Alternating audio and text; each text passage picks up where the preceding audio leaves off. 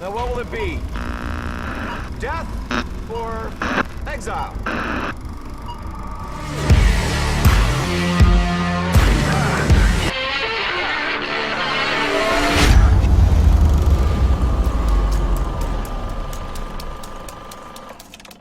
Hey, my fellow film exiles, this is Lupe with a review of 2019's Parasite. Parasite is an international film by director Bong Joon-Ho. It has been an awards circuit hit, winning several awards and garnering near unanimous critical acclaim along the way. So this is one that I had marked down as a must-see. So here are my thoughts on the film. This is what the film is about. It's about two families, the Kims and the Parks. They reside on opposite sides of the wealth spectrum. The Kims are very poor. They live in destitution. They live in a rundown, below ground apartment, even if you could call it that. Meanwhile, the Parks are very wealthy. They're rich. They live an ostentatious lifestyle. Their problems are first world problems. Problems that even they giggle and laugh about. They live in an architectural marvel at the top of a hill. Due to the social dynamics of economics, greed, desperation, wit, cunning, and guile, the lives of these two families become intertwined in such dramatic and complicated ways. The complications become more complex, more convoluted as the story goes on, which builds tension to a shocking and cathartic climax. Parasite is really riveting stuff. It's pulsating with soul and feeling. It is the singular vision of an auteur director brought to life on the big screen. This is not a movie by committee or a film that's made with studio notes and focus group tests. This is not a Marvel film or a Disney film. It is very artistic and it has purity in that sense. It's a film that leaves you thinking about its themes and messaging long after the credits roll. Your enjoyment will depend on your appetite for prestige indie style films that use non-conforming storytelling techniques. There's oddball humor, there's black humor in this. It's nothing over the top, nothing sophomoric or, frat boyish in terms of its humor. It uses a lot of weird camera movements. It has a lot of subversive messaging and symbolism. It's a really good story, but to get the most out of it, I would say it's a film for a mature viewer. Parasite has really interesting characters.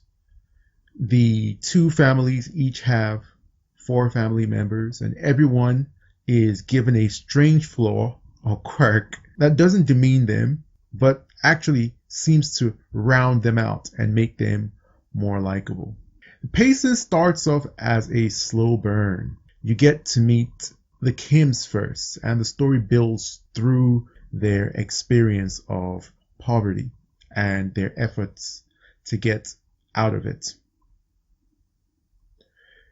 You could even say that the pace is a bit languid. I must admit I was a tad bit bored through the first half of the film, but hang in there. Once the two families become intertwined with each other and become codependent, the plot begins to ratchet its way up. The tension begins to build, and it builds its way up to an explosive finale.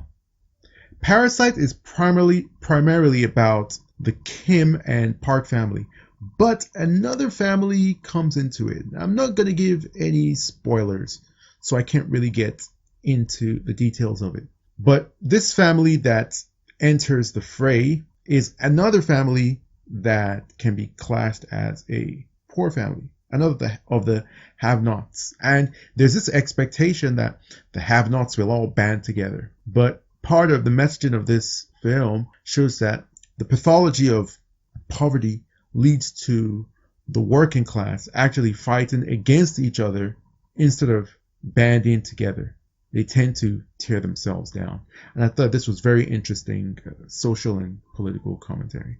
Parasite has a lot of metaphors, a lot of messaging, a lot of symbolism, and we can talk about a few of them in spoiler-free fashion. Parasite is about class warfare. Parasite is about class discrimination, and it's about the battle for possession of material goods, the desire to have. It shows the Kim family, who are the avatars for the working class or for poor people. And while they are portrayed as quite greedy, as very deceptive, as criminals, there is an honor amongst them, an honor amongst thieves, so to speak. They take pride in their fraud and their deception. They do it as a family. They support each other. They care for each other. They have no secrets among each other. On the other hand, the Parks, they, on the surface, aren't criminals. They are a very honorable, upstanding family, but each of them lives in isolation. They have lots of secret. There doesn't seem to be the same kind of, love and bond that the poor family has. I thought that was a very good metaphor for wealthy societies and poor societies, and you can look at it in terms of cities and rural areas. Cities, there tends to be a lot of isolation, and there is a loss of this connectedness that human beings should have. But in rural areas, people tend to know each other, know their lives, know their names, be closer to each other. And I thought that this was a really, really cool way for the director to display this messaging through his storytelling. There's also the messaging of the places where each family lives. There's this sort of up and down dichotomy, with the rich people living above and the poor people living below. So the Parks, their house is located in a neighborhood that's on a hill. Their architecturally just stunning house has a very open floor plan, huge windows that bleed into a large, lush garden. And so there's this sense of freedom. Meanwhile, the poor Kims live in this claustrophobic underground level basement apartment. It has a feel like a dungeon, almost like they're trapped in their poverty.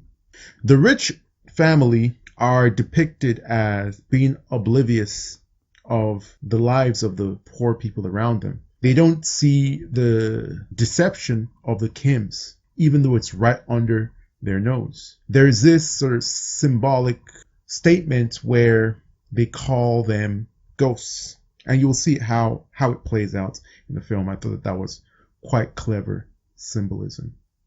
The rich do not see the poor in this film, and it's a reflection sort of criticisms in real life. They only see them as a nuisance and notice superficial things. For example, there's this plot line of the smell of poor people, and they even referred to the smell of one of the Kims and saying, it's a smell that, they smell on the subway, and then laughing that, they don't even take the subway. Also, the poor Kims are portrayed as very innovative, very enterprising, very hardworking. These are people who, they didn't just want to steal from rich people. They wanted to work, and they were very innovative and very clever in how they got that work. But the interesting commentary is that no matter how innovative or enterprising or clever they are, they're still not able to, rise up, or they cannot, from their impoverished states. Another interesting theme to note was that the rich people, the Parks, were quite critical of several working class people's morals and attitude. Then they expressed those same desires and attitudes when they were having sex, being in a state of vulnerability and just unleashing all their pent-up desires. They showed desires for all those, things that they deemed as vices and immoral actions, which shows that all that wealth and all the behaviors that they put on are just a facade. At the end of the day, both classes of people wanted the same things and were as depraved and immoral as each other. There's also symbolism of the US. There are several references to things that were purchased from the US, to US universities, to wanting to learn English, to speak the language. And of course, we know that the US is the preeminent symbol of capitalism in the world. Also, there was this interesting motif of Native Americans as playthings. And Native Americans, if you know a bit of the US history, Native Americans are a people who in many people's opinion, have suffered the most from the greed and capitalism of the US. In Parasite, the youngest child of the wealthy Parks has an obsession with Native American things. He has a tipi, he wants to go camping, he wears, headdress, he plays with all sorts of, Native American bows and arrows and costumes, and it reflects how, the US wealthy people have, sort of desecrated and played with Native Americans, and Native Americans can be analogous to the have-nots, or the poor people of the world. Also, there's this ornamental hubby rock that comes into the lives of the Kims as a gift, and it sets the events of the film into motion, and it ends up proving to be a Trojan horse of bad luck, or a poison chalice, if you will. Parasite is more about the storytelling than anything. It doesn't blow your socks off with spectacular visuals or a musical score that gets stuck in your head, although those are executed competently. But it's more about the storytelling and the plot, and how that's used to deliver some very powerful and thoughtful socio-political messaging. Overall, I really enjoyed it, and I marveled at the filmmaking. This is such a smart script. It left me with a lot to think about, and I suspect that in the coming months, and maybe even years, I will think on this movie and what it's trying to say and what it says about us as a world society. I started off a bit bored, but it picked up pace, and the ending left me impressed. However, it ends with a bit of a cop-out to its very strong themes. Parasite reads as a complex and indicting critique on class discrimination and on runaway capitalism. It's a clarion call. It's a warning shot. In this way, and in many more, it is very much like my favorite film of the year, Joker.